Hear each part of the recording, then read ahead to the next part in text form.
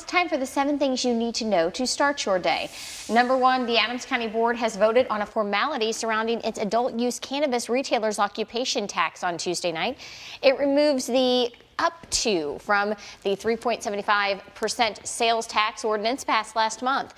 The county plans the tax recreational marijuana at 3.75% in unincorporated areas when the drug becomes legal on January 1st.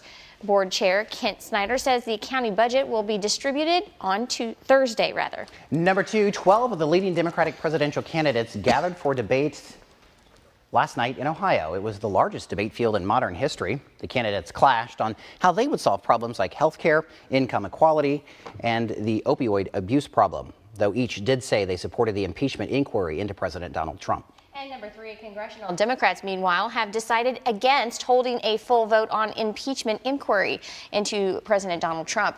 President Donald Trump's allies have claimed that without one, the inquiry isn't valid. But House Speaker Nancy Pelosi says a vote is unnecessary because the Constitution does not require one. Number 4, the president of Turkey has rejected a White House call to end the fighting in northern Syria. Last week, the Turkish military launched an offensive against the region's Kurdish population.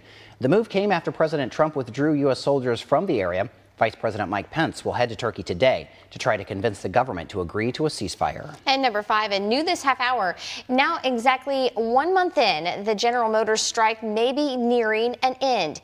The CEO was at the negotiating table yesterday, suggesting GM and the United Auto Workers Union are making progress.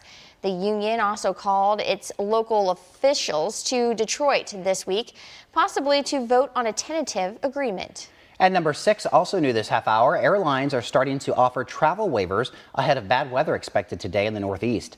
The National Weather Service says a strong nor'easter will bring heavy rain and powerful wind to an area stretching from Washington, D.C. to Maine. Heavy rain continues for New England into early Thursday. It's not raining here, though. We are seeing some winds out of the northwest, 10 miles per hour here in Quincy, and gusts even higher. Here are your temperatures walking out the door, all in the 40s, 41 in Quincy. So definitely a breezy and cool morning to be stepping out. Now back to news.